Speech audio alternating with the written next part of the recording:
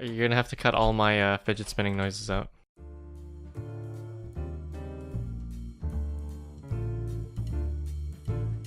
This is Neighbors IRL, a weekly challenge podcast hosted by Eddie Sang and me, Daryl Lee.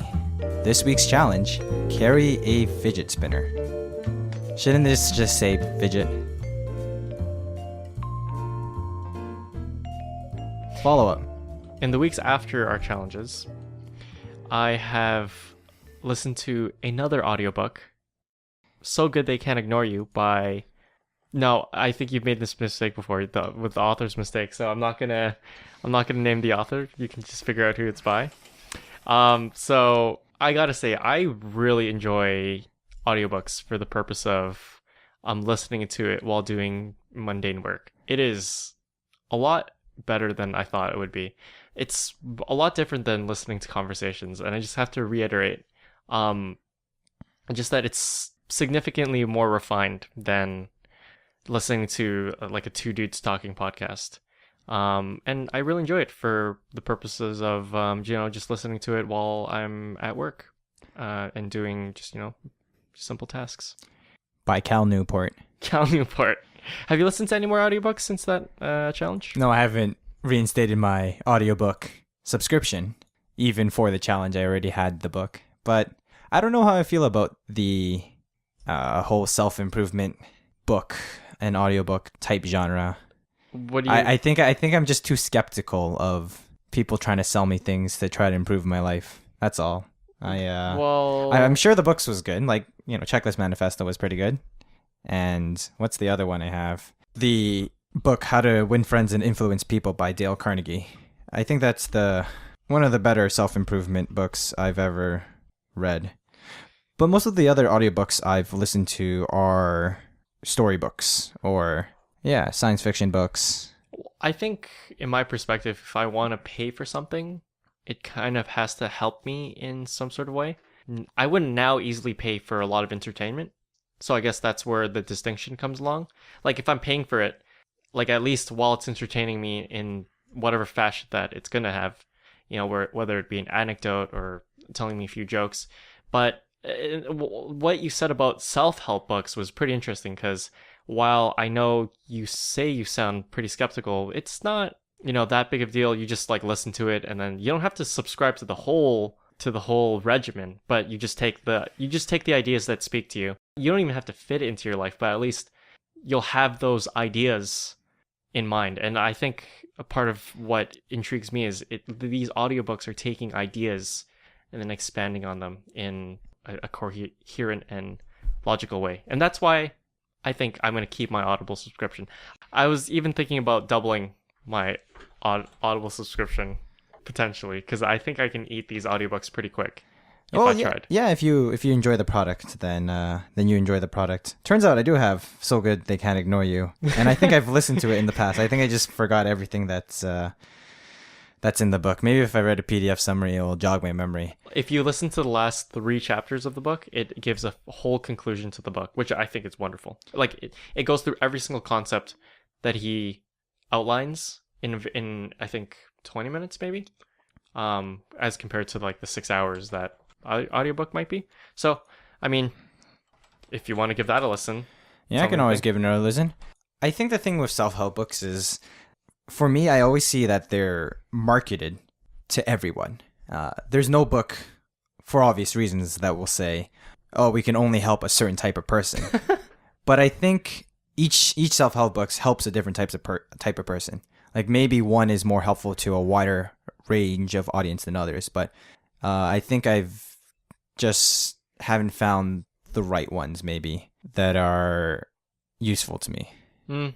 I mean, if you're comfortable with the style of life you lead, then I don't think there's a need for any self-help book. Like even listening to the ideas, like if you're completely content with life, then I don't think, self-help the audiobooks with like productive ideas is for you. Like you've already figured it out, right? That's why you're content. Or like you're in a state of mind or a state of that happiness, maybe. Yeah, where you're satisfied. And there's nothing wrong with that. But then again, you could also be another personality type where you just don't subscribe to other people's stuff. You just have to figure it out yourself, which is fine too. That's how I am for a lot of my physical activities. People could tell me, like, hey, you have to hit the ball a certain way in sports, and you have to do this and do that, and I cannot figure it out at all. I just have to say, I appreciate the tips. I'm gonna have to just do this. I'm gonna take 10 times longer to do this, but I promise you, I will do it. No, I understand everyone learns in different ways. But going back to your point of if you're happy with life, you don't need self-help books. I think that's not I don't think that's a valid way of thinking. Because after we're done school, there's no real push of improvement to oneself. And I think by definition, if you're staying stagnant, you're falling behind in life generally. So I think it's a certain type of person who seeks to improve themselves constantly, and I think that's a superior way to live. It doesn't have to be from books, but I don't think you should ever be thinking that I got it all sorted, I'm all good, there's nothing more to learn type thing, Well, I mean, the words that you used are pretty interesting as well. For like you said, falling behind, very particularly. So, I mean, that implies a lot of, what you're trying to get at to begin with. As in, like, there's a concept called falling behind in life. Like, to some people that doesn't matter at all, right? There's no such thing as falling behind for some people. Like, that's something that certain people subscribe to the idea and other people don't. Yeah, so everyone has different value systems in their life, for sure. But even within everyone's value system, if you're staying stagnant in something you're interested in or you're passionate about, then you're falling behind compared to people who also have the same value system as you. Yeah, I mean, I like, obviously I'm biased towards like learning and improving and just. So we're agreeing here. We're agreeing, but I'm just saying that those particular like concepts that we're talking about like are not going to apply to certain people. But bringing it back to audiobooks, I'm trying to say that audiobooks and self-help books are only needed when you recognize that sort of learning and dissatisfaction, and maybe you want to subscribe to different ideas because you got to step outside the box or something like that. But a few minutes ago that you're trying to argue the point that self-help books aren't needed if you're satisfied with life. But I don't think that there are any trigger points to anyone who have like that need self-help. Like, you don't need self-help books until you need self-help books, is what I'm trying to say. But you're trying to advocate for self-help books even with a satisfaction. I'm advocating for always trying to improve yourself. Even if you think you're at your prime and you think, okay, that's it, that's all I have to learn. You'll become stagnant, like your skills will atrophy. Like, Microsoft's not going to stay Microsoft of 1990s forever. Yeah. You got to keep improving, innovating, doing new things. And you don't realize you need improvement until it's too late. So why not always constantly improve? That's all. Cue the jazz music. Boom. Sick serious follow-up as our cold intro.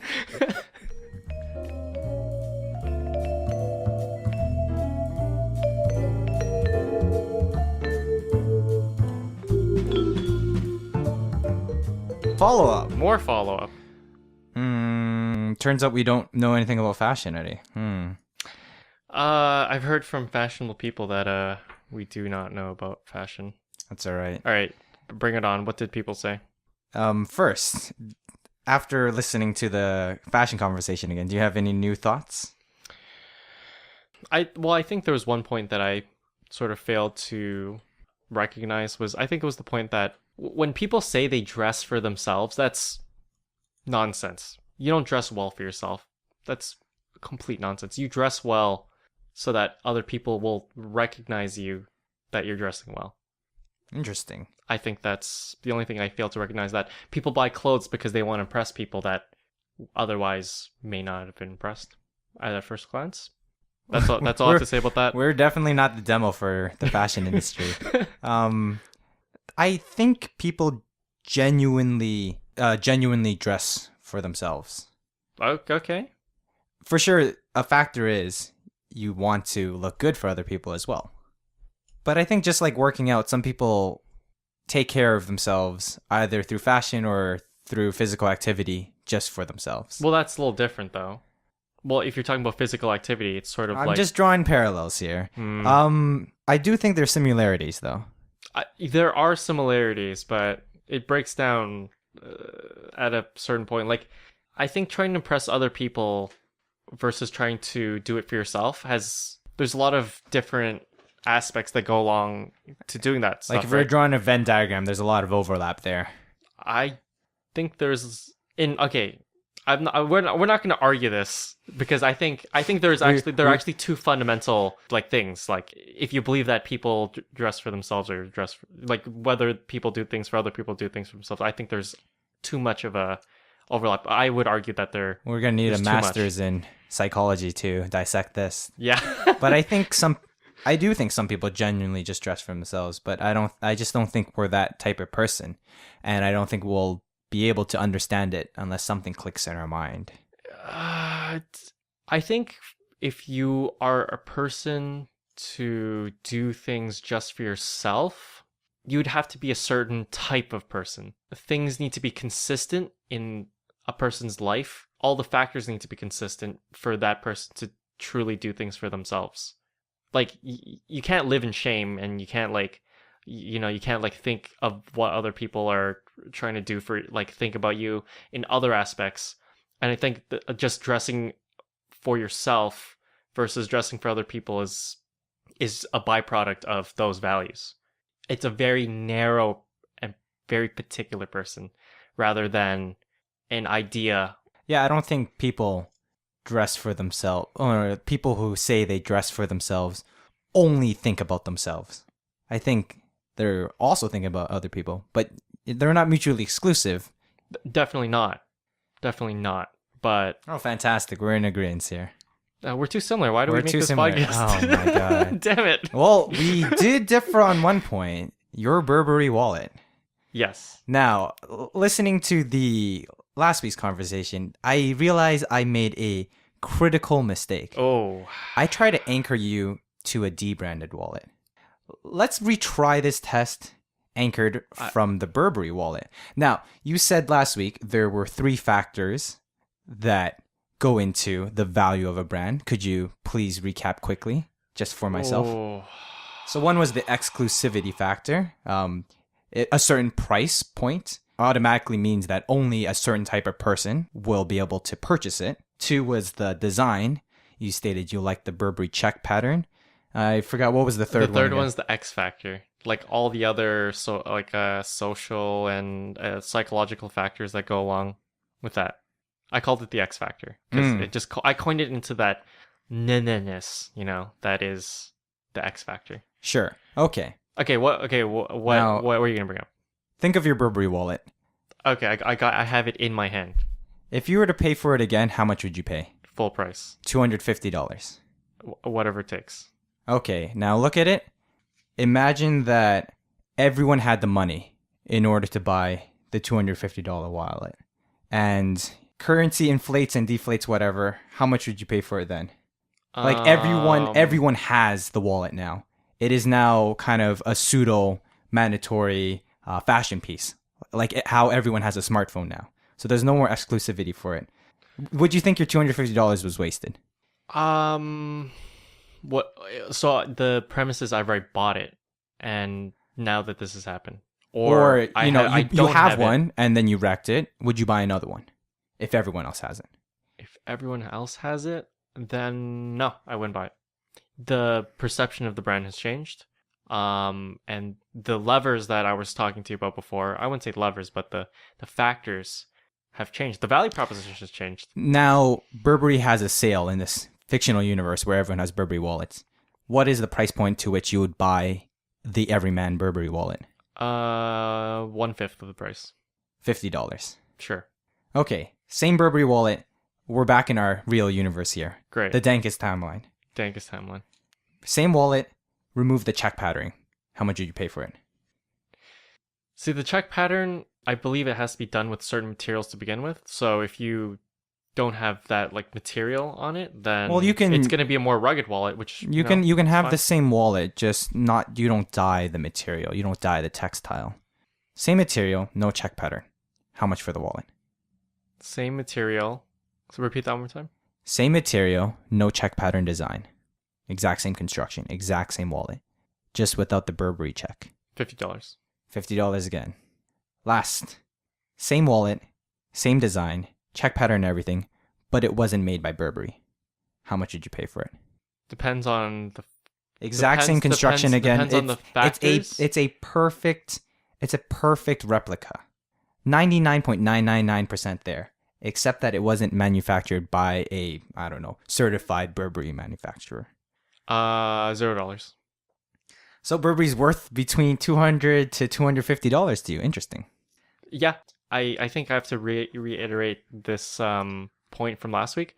If we're talking about high-end luxury brands, with that last one that you hit, with the same exact construction, the design, but not Burberry, that's counterfeit at that point. That's a big no-no for high-end luxury brands. I don't think there's anything worse in terms of high-end luxury is just pretend to have something you don't. Which is, it's fine if that floats your boat. But in terms of showing off to other people as something you are, but it's fake, so you really aren't, I'm not too sure what drives that, trying to make it but not really there. It's the X factor, man. It's the X factor.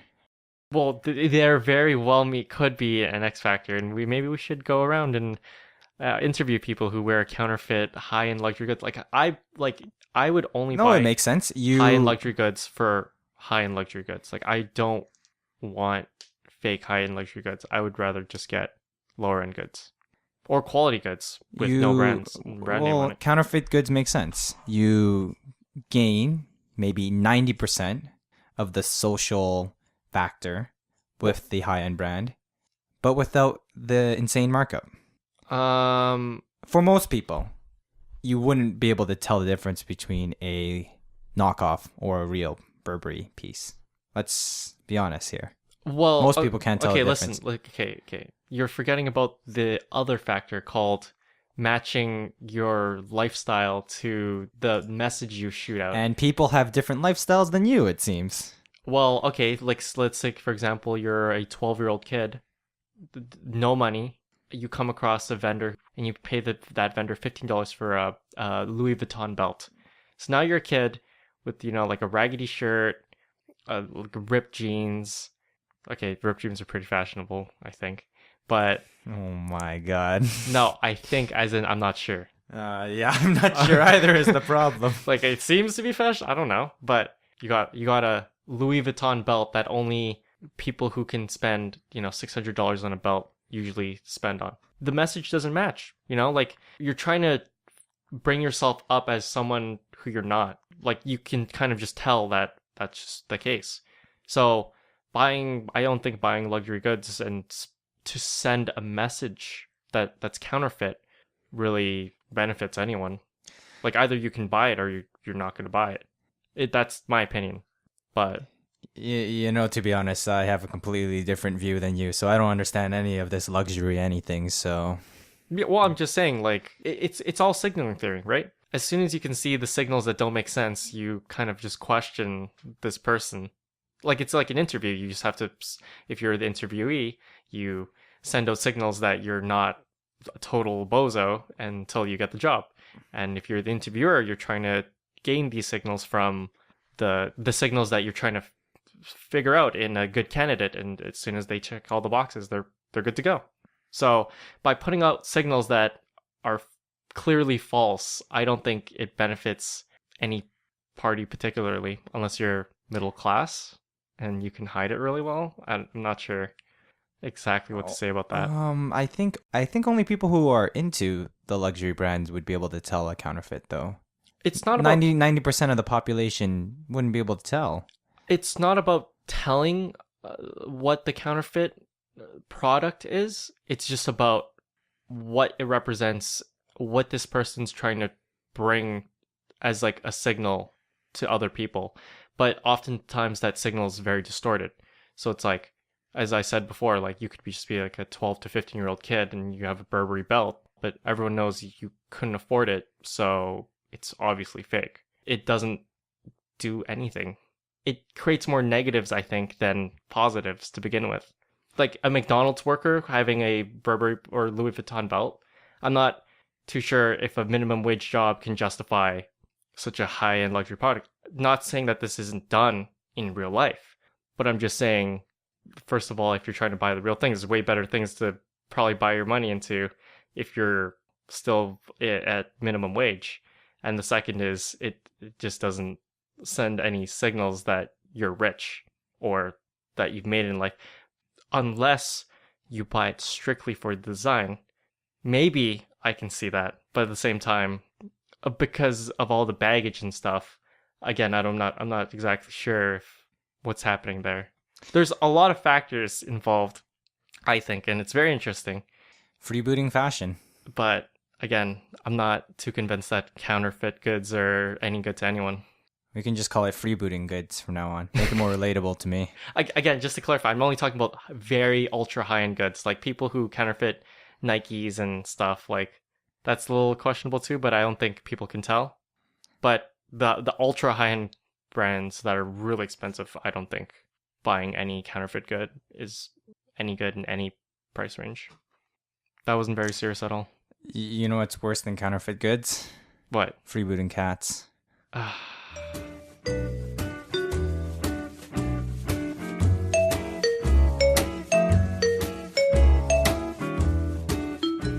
Follow-up log.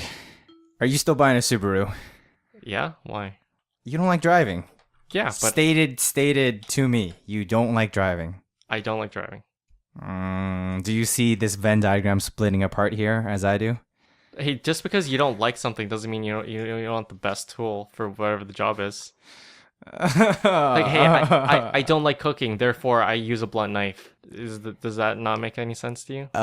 More like, no, I a don't more like accurate cooking. parallel would be, I don't like cooking, so let me buy a $500 knife. Whereas a $60 knife is probably good enough for you. You see, you want the Subaru, but the Civic is probably good enough. The parallel. You want the WRX, but the Toyota is probably good enough for you. See, you're talking 10 times. Like, the scale is not 10 times. The scale is like 10, 20% higher. Like, it's like instead of buying a $60 knife, I just bought an $80 knife. Like, that's like you also have to scale. factor in maintenance and gas. From what I've heard from people who drive Subarus, it's easy to maintain. They're actually reliable. Until your timing belt goes at 160. Just don't buy an old Subaru, I guess. And enjoy Tokyo drifting down the streets of Markham. It doesn't make sense to me. I don't think you've just driven a all-wheel drive before. I was in Alberta, man. You can only get away with all-wheel drive in the mountains. I don't think you've done it. Oh my god, it's okay. What we have here is a difference of experience. Like 10% higher cost, all-wheel drive, great responsiveness. Like, I'm not sure what's not to like about it. Like, just because I don't like the activity doesn't mean I don't want like a good tool for the job. I'm not buying like a gas guzzling truck that pollutes the earth just so I can go from A to B. I'm just like, I just want something a little bit more strengthening, just something that did like 5 more curls and now it's good. Like, I feel like you're where the truck. I feel like you're over rustled. The truck is definitely an outsized tool, and I am probably over rustled. But too passionate about this. I too think the Subaru is an outsized tool for a suburban commuter. I guess we'd have to disagree. There's no gravel roads in Markham. Okay, correct? Okay. What's the problem with wanting a slightly more responsive car? Go.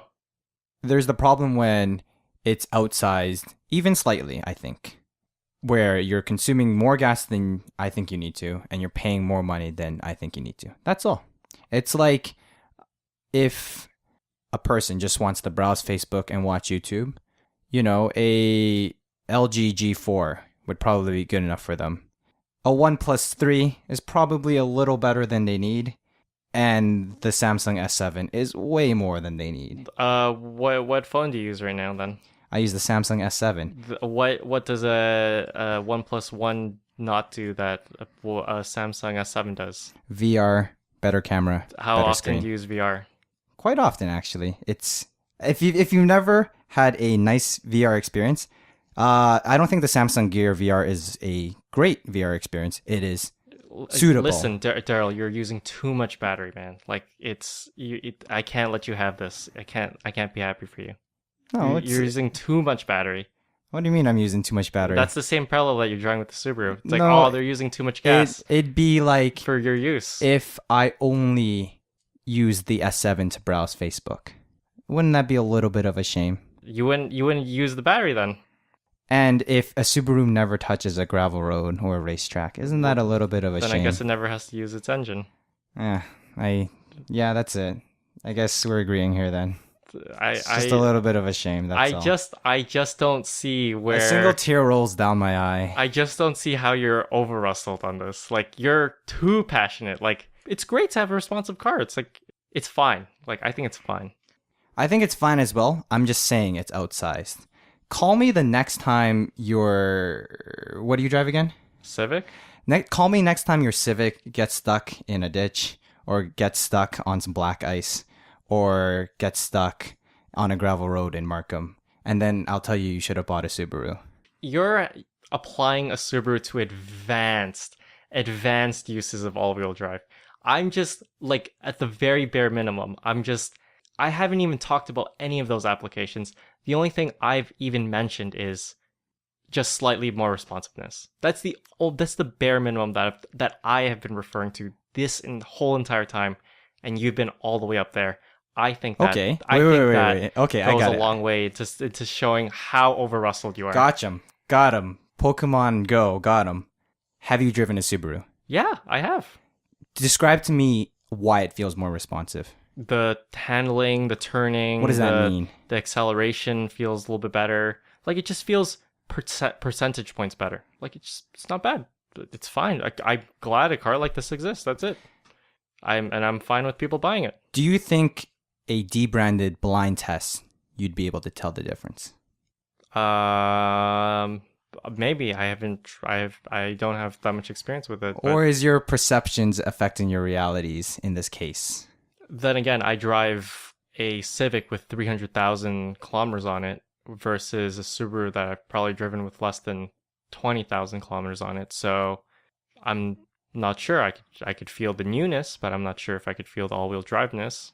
Potentially. I won't discount that as a factor, but all I'm saying is I felt it have more responsiveness, and I'm fine with that. I'm okay with that, as it has the same value as new front-wheel drives. I'm fine with it existing. I'm fine with people buying it. People seem to like it. Market forces will agree. Market forces will agree. Turns out Subarus are for lesbian outdoors women. I don't think But you should include that and in the podcast. it's for them and Eddie Sang, or suburban racer people, I guess. Hey, don't be so mean. I'm not even joking. Did you know Subaru had a targeted ad campaign for lesbians in the 70s and 80s, I believe? Yeah, but I mean, if you take what you're saying out of context, it's pretty bad. Nothing I say can be taken out of context. Enjoy your Subaru, Eddie Sang.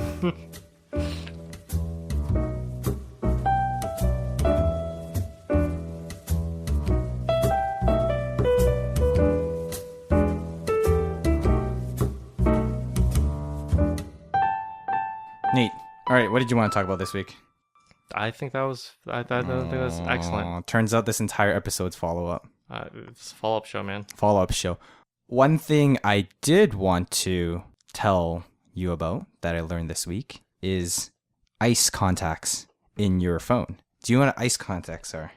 No. What's that, man? Explain. All right. ICE stands for in case of emergency. So let's say something happens and you need medical assistance. A good friend, Austin, comes in the ambulance Okay. and picks you up. Who do you know to reach out to? Turns out, if you have these ice contacts, you are able to call them even though your phone's locked, or message them, or whatever. So that's just something neat I found out that a feature on your phone has this week.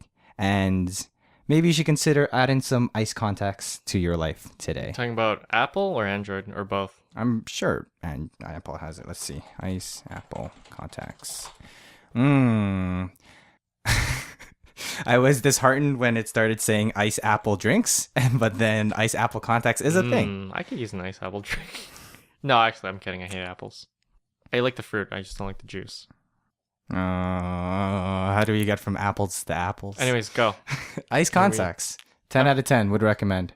And apparently you can send SOS signals too. I didn't figure this one out. You could send SOS messages to like SOS or emergency contacts while your phone's still locked. Which is really interesting because a lot of don't quote me on this, but I believe a lot of older people or a lot of people with medical issues are having smart wearables, and you can activate an SOS message on your smart wearable. So even if your phone falls out of your reach, it's in an intricate pocket you can't reach very easily, like a deep purse bag. Yeah, I remember you could just activate it on your watch and it would send a 911 call. And I believe that I've heard reports that it's actually saved a bunch of people around the world. Yeah, I remember watching or listening to someone talk about a keynote where on the Apple Watch, if you tap the crown 3 times, it will send out contacts to emergency in your area. Who knew? Technology saving lives. Pretty good. Yeah. 10 out of 10. Yeah, well, that begs the question. SOS on Apple Watch. Begs the question. So this begs the question, Daryl. When are you going to wear a smart wearable? Oh. Also, turns out begs the question doesn't actually mean what you think it means. I'll include a article on that as well. When am I going to get a smartwatch? I've always twisted it around. I actually okay. So as you know, this is an accidental tech show. Turns out, and I like to think that I enjoy tech, and I'm at the forefront. Okay. Compared to some other people, I might not be as much. I always wanted a smartwatch. I just don't think it's of sufficient quality for my lifestyle in especially one area. Durability. I see. When the watches get durable enough, I'm gonna buy one. What happens when they put an Android wearable on a G-Shock frame? Then I'll have to buy an iPhone first, and then I'll buy. So Android wearable. Yeah, so gear watch. I don't know what they're called. Yeah, I'd buy one. The moment it's like the fitness ones are pretty durable from what I know, but I haven't actually looked at it for a while. I think the other feature I would like as well is some sort of consistent wireless charging in the room that I sleep in. So I don't want to be taken on and off my watch consistently, or doing the CGB Grey system of a day watch and a night watch. Like I'm not crazy.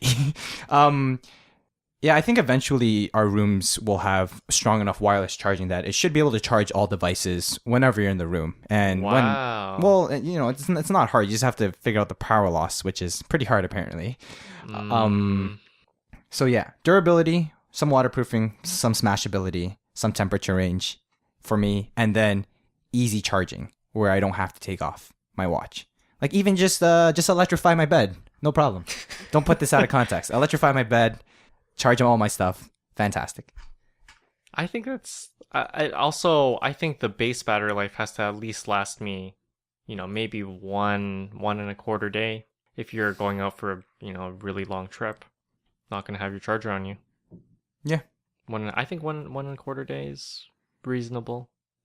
But also, I think what would annoy me a lot with a smart wearable is that I'm wearing a blank screen on my wrist.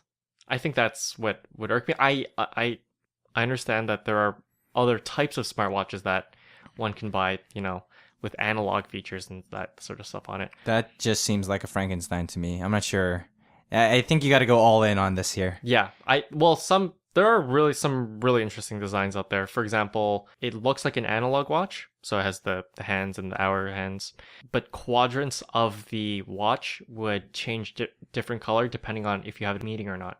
So basically, your watch is just an analog representation of how busy you are in the day, or Interesting. what if you have things to do. Do in the you day. have a show note link for me? I think I have to get the name of this watch for my friend again. It was a very small Kickstarter brand. I guess we'll never don't see it. remember. Oh, the Kickstarter brands are never real brands. It might have been Like Kickstarter, 0% deliverables. it might have been Kickstarter, but it also might have been an actual company that's selling in production. I'd have to ask about what it was called again. I just remembered seeing it, and I was like, if I wasn't into fully mechanical watches, that'd be pretty cool. I think I'd wear that. Have you ever backed a Kickstarter before? Have I backed a Kickstarter before? Yes, I have. Which Kickstarter have you backed? So if you would please kindly turn to your left-hand side and look at Exhibit A, the Everyday Messenger Bag from Peak Design. That's a Kickstarter bag. A bag for cameras. Yep. What do you use it for? Well, I mostly use it for every day, but it has So not for a cameras. ton of features. Yeah, well, I mean, I could. It has the expandability. Interesting. Should I need it? It has a lot of padding. Yeah, it does look nice. It has a like a seatbelt material around the strap, so it has like a lot of anti-pilling technology into it, water resistant. Just I think it's quality. Yeah, it does. How much did you pay for it? I believe I paid 200 Canadian for it, and I've used it for 2 years now. So use it. That's my work bag, so I just bring it every day to work. Okay, think deep. $200. Add the Burberry design. How much did you pay for it?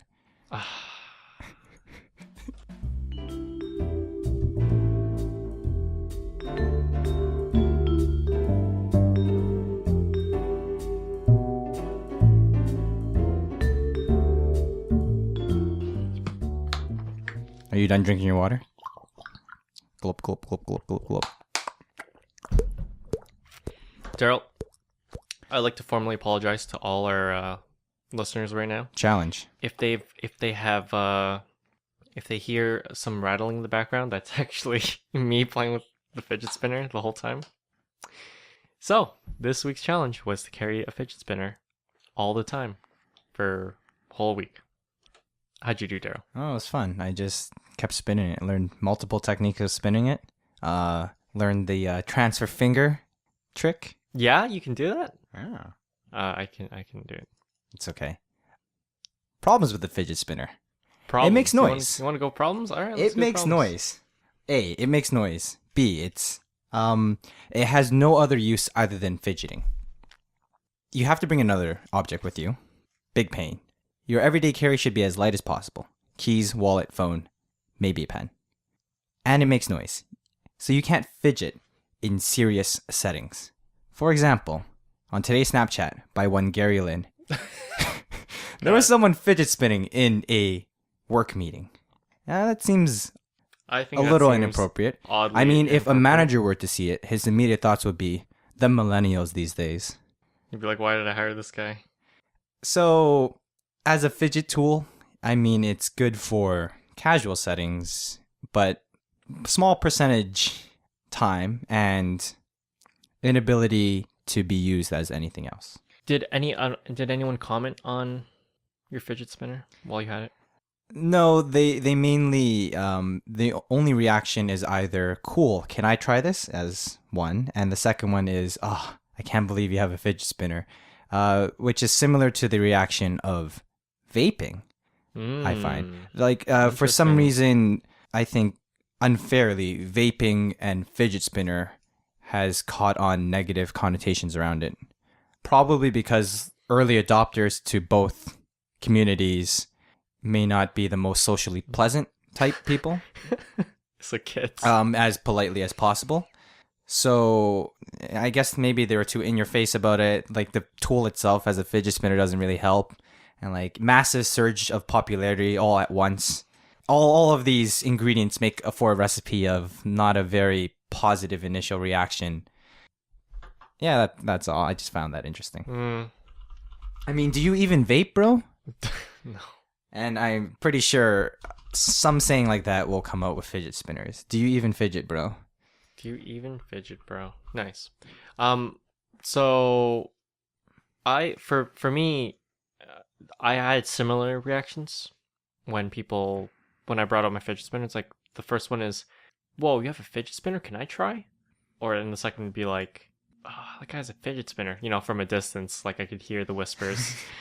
You can feel the stares. At my workplace, because at my workplace, people are a little older, generally, and so it seems to be crazy with the kids. A lot of I've talked to some parents at my workplace, and they said my kid has 8 of these, and I don't even understand why. So I mean, there's that aspect of like I buy these for my kids, and I don't understand what they are. They're pretty useless, and I can't believe you have one as well, and you're like 20 years old. Millennials, am I right? So I mean, I don't think people generally take too kindly to fidget spinners half the time, and the other half the time they're pretty cool about it. But at the same time, yes, you're right. You can't generally do many tricks with one.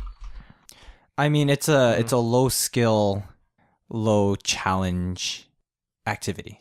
Like, it doesn't take a lot of skill to fidget spin, and there's no skill ceiling that's too high to fidget spin. So, I think that's one of the reasons for its popularity as well. It's just easy to pick up, kind of like the ice bucket challenge or memes in general. Yeah. So there's something else that I'd like to bring the attention to. It is. Have you ever fidgeted with pens before? Are you really asking me that? Okay. Well, I'm gonna assume that's a yes. So there's this other sort of fidget toy that you can buy or you can make yourself. So it's just basically a paracord string with 2 weights on it. And what you could do with this paracord bracelet is swing it in between your fingers. And so what this does is it's sort of like spinning pens, except on crack, because you can just you could spin it around your finger, and it's free spinning around with no attachment to your hand. Not like a yo-yo. How do you say this? Beglery? I don't know. Beglery? I've never pronounced it before. All I know is you do have one. I've seen your discount Beglery. Yes. It's, would you say, counterfeit? There's no brands in Belgaries. There's no brands in fidget spinners. Yeah, that's another thing I noticed. My other buddy had a fidget spinner as well, and the range of quality on these fidget spinners was quite noticeable. Yeah? Did you ever handled a higher end one? I think we have a higher end one. We have a higher end one. Ours, from my limited 2 data points, ours spin longer and quicker than any other fidget spinners I've touched.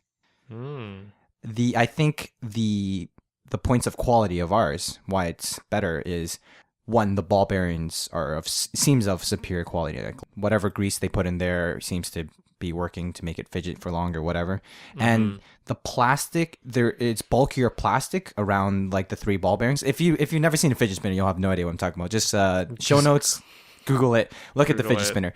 The plastic connecting the 3 ball bearings are also thicker, so it gives an overall more weight to the fidget spinner, giving it more angular momentum when you spin it, and it'll just keep on spinning for longer. The combination of like less friction and more weight is I think where our fidget spinner is of higher quality. Going back, what was your first reaction to the fidget spinner when you got it? It was fun. I was like, oh, this is easy. And then I learned a couple tricks. I was like, oh, this is even easier. And then what was your first reaction? I was very surprised at how heavy it was. Well, yeah, you got a good quality fidget spinner. Where did you buy it from? I got it from Canada Computers. Oh. I was thinking about what challenge I should do for you. I was like, oh my god. I was like, why not just carry fidget spinner? Turns out Canada Computers second quarter, very good. I wonder where all their revenue came from. Listen, guess where these fidget spinners were placed? Probably top 1. Right. Bestseller. Right. No. In the store. Front page. Right in the front cabinet of the checkout. It's like an impulse. It's an impulse buy. You got it. You look at it and you're like, wow, what is this thing? Sure. I mean, It's I don't know if we have the highest end fidget spinner, but No, we definitely not. But I'm sure there are better ones. But I well, think this is the economies of scale will obviously kick in right after. I think this is like middle of the road. Turns out Not cheap, not awful, not insanely good, just average. yeah. But I think this fad of fidget spinners will die pretty quickly. Oh yeah, for sure. According to this Wikipedia article, it's already past its peak. Turns out we're pretty late. Who knew? But I think one of its failures is there's no skill ceiling. Like compared to pen spinning, for example. Pen spinning or yo-yoing that you do has pretty high skill ceiling. Almost infinite, I'd say. There's always more tricks to learn. There's always more combos to set up. And I think I prefer pen spinning as my preferred fidget tool compared to fidget spinners for the two reasons I talked about before why I didn't prefer the fidget spinner. One, a pen can be used as a pen. It's a writing utensil. Right. And two, you're going to carry a pen on you because it's a pen. It's not a plastic surrounded ball bearing device. Yeah, pen spinning, pretty neat hobby. I'll include a show note somewhere. Yeah, How to definitely do the Beglary, no Beglary. Anyways, that will be linked in the show. So it's really cool. Definitely check it out. I think pen spinning's better than your Beglary. See, Eddie, one of the teams I worked with in Calgary, the manager, the senior engineer, and one of the other engineers were into pen spinning as well. And all of us pen spin during meetings. Everyone's a fidgeter, turns out.